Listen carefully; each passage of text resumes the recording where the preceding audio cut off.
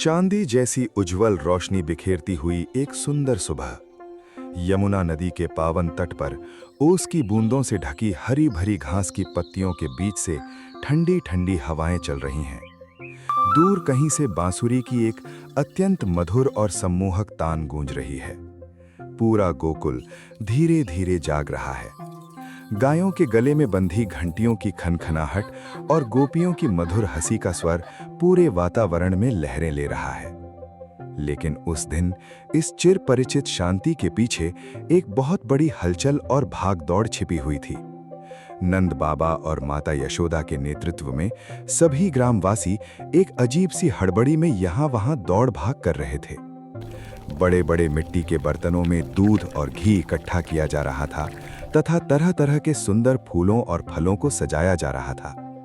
दरअसल ये सब देवराज इंद्र को प्रसन्न करने के लिए आयोजित होने वाले इंद्र यज्ञ की भव्य तैयारियां थीं।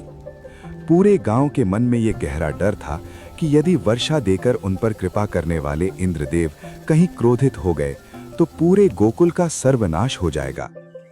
दूर नीले आकाश के नीचे गर्व से अपना सिर उठाए खड़े गोवर्धन पर्वत की ओर देखकर एक दिव्य बालक मंद मंद मुस्कुराया। सांवले बादलों के रंग वाले वो सुंदर बालक साक्षात भगवान श्री कृष्ण थे। ये वही ऐतिहासिक क्षण था जब उन्होंने अपने पिता और समस्त ग्रामवासियों के मन से इस अगाध डर और अंधविश्वास को समूल नष्ट करने का दृढ़ संकल्प लिया था। इस भारी व्यस्तता और भागदौड़ के बीच खड़े नंद बाबा के पास कृष्ण धीरे धीरे चलकर पहुंचे। आसपास इकट्ठा हुए सभी ग्रामवासियों ने बड़े कौतूहल और आश्चर्य के साथ उन दोनों के बीच होने वाली बातचीत को सुनना शुरू किया। पिताजी, ये भागदौड़ किस लिए है? किसके लिए आप इस बड़े यज्ञ और दावत की तैयारी कर रहे हैं? पुत्र, ये देवराज इंद्र के लिए है। वही हमें वर्षा देते हैं। वर्षा होगी तभी घास उगेगी, तभी हमारी गायों को दूध मिलेगा। यदि इंद्र प्रसन्न नहीं हुए तो गोकुल सूख जाएगा। पिताजी, आप मानते हैं कि वर्षा इंद्र देते हैं, लेकिन प्रकृति का नियम वो नहीं है। समुद्र का पानी भाप बनकर बादल बनना और उसका बारिश के रूप में बरसना प्रकृति का स्वाभाविक तरीका है। उसमें हमें किसी से क्यों डरना चाहिए? लेकिन कृष्ण, ये पीढ़ियों से चली आ रही हमारी परंपरा है।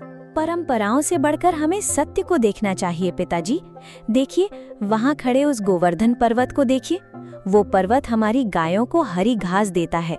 वे जंगल हमें शुद्ध हवा देते हैं। वे गुफाएं हमें आश्रय देती हैं। यदि हम आराधना, पूजा करते हैं तो क्या हमें उस पर्वत और प्रकृति का धन्यवाद नहीं करना चाहिए, जो सीधे हमारी रक्षा करते हैं?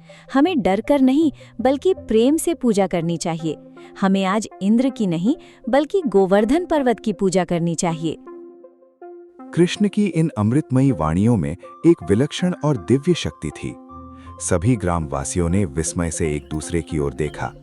उनके अंतर्मन में छिपा हुआ सदियों पुराना डर धीरे धीरे गायब हो गया और उसकी जगह एक नए आत्मविश्वास ने ले ली। उन्होंने इंद्र की पूजा का विचार पूरी तरह छोड़ दिया और इसके बजाय सामूहिक रूप से गोवर्धन पर्वत की महापूजा करने का ऐतिहासिक निर्णय लिया। अब पूरा गोकुल एक अद्भुत उत्सव के रंग में डूब गया। सैकड़ों प्रकार के स्वादिष्ट व्यंजन, जिसे अन्नकूट या 56 भोग कहा जाता है, तैयार करके सभी लोग उमंग के साथ पर्वत की तलहटी में पहुंचे। उन्होंने ढोल मंजीरों के साथ पर्वत की पवित्र परिक्रमा की और भक्ति रस से सराबोर सुंदर कीर्तन गाए। तभी श्री कृष्ण ने एक अत्यंत विशाल और दिव्य मायावी रूप धारण करके पर्वत के शिखर पर प्रकट होकर ग्रामवासियों द्वारा अत्यंत प्रेम से अर्पित किए गए समस्त व्यंजनों को स्वीकार किया। पूरा गोकुल परम आनंद से सराबोर था। ये प्रकृति से अगाध प्रेम करने और उसका सम्मान करने का एक अत्यंत सुंदर, अनुपम और महान दृश्य था। दूसरी ओर स्वर्गलोक की स्थिति अत्यंत भयानक हो चुकी थी। अपनी सदियों पुरानी पूजा अचानक रुक जाने की बात जानकर देवराज इंद्र क्रोध से थर-थर कांप उठे। एक छोटे से ग्वाले बालक की बात मानकर सीधे साधे ग्रामवासियों ने उनकी इतनी बड़ी उपेक्षा कर दी। इस बात ने इंद्र के राजा होने के अहंकार को बहुत गहरी चोट पहुंचाई। मैं इस धृष्ट गोकुल को समूल नष्ट कर दूंगा।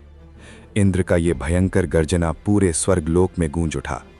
उन्होंने पूरी सृष्टि में प्रलय लाने की क्षमता रखने वाले अपने सबसे विनाशकारी और भयानक संवर्तक बादलों को तुरंत बुला लिया।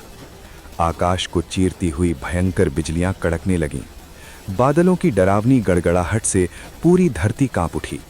देखते ही देखते कुछ ही पलों में गोकुल के ऊपर घने, डरावने और काले बादलों का डेरा जमा हो गया।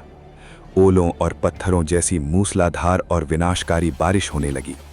तेज आंधी तूफान ने बड़े बड़े पेड़ों को जड़ से उखाड़ फेंका। यमुना नदी उफान पर आ गई और अपने किनारों को तोड़कर विकराल रूप से बहने लगी। पूरे गांव को जलमग्न होने में अब अधिक समय नहीं बचा था। लोग डर के मारे बदहवास होकर इधर उधर भागने लगे। छोटे बच्चे रोने लगे और बेजुबान गायें डरकर तितर बितर होकर भागने लगीं। सर्वनाश और महाविपत्ति के उस भयानक क्षण में भी श्री कृष्ण पूरी तरह शांत और अडिग खड़े रहे। उनके सुंदर मुखमंडल पर केवल एक मंद आश्वस्त करने वाली मुस्कान सजी हुई थी। श्री कृष्ण अत्यंत सहजता से गोवर्धन पर्वत की ओर बढ़े।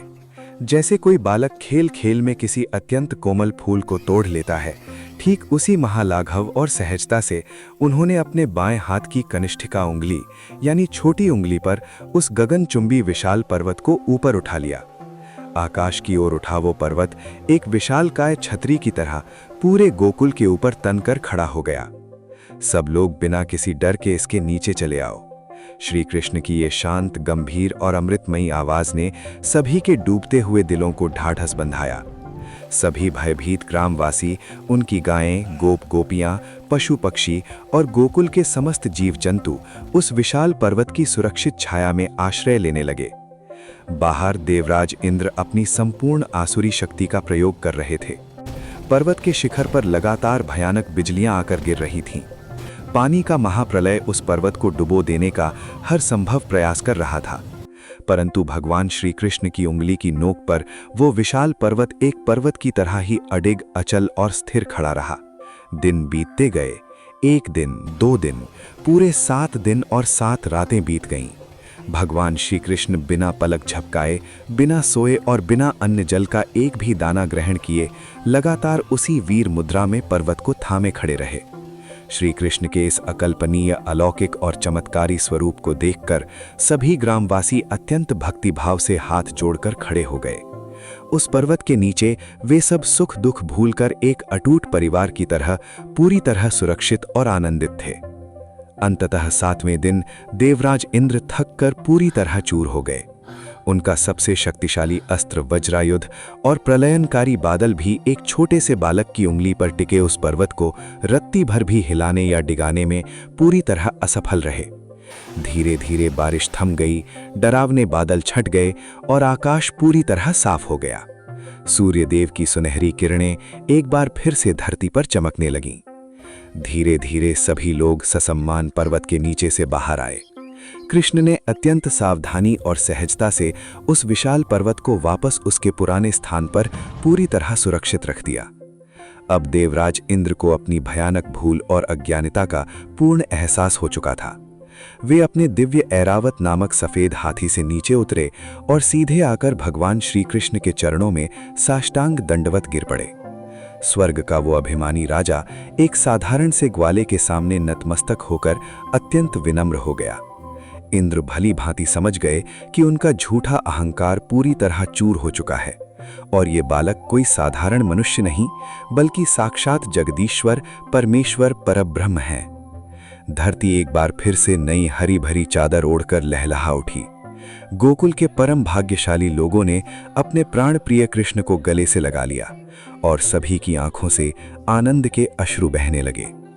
ये पावन कथा केवल एक विशाल पर्वत को उंगली पर उठाने का कोई साधारण चमत्कार मात्र नहीं है, बल्कि ये अहंकार के ऊपर विनम्रता की विजय है, भय के ऊपर सच्ची और निश्चल भक्ति की जीत की अमर गाथा है।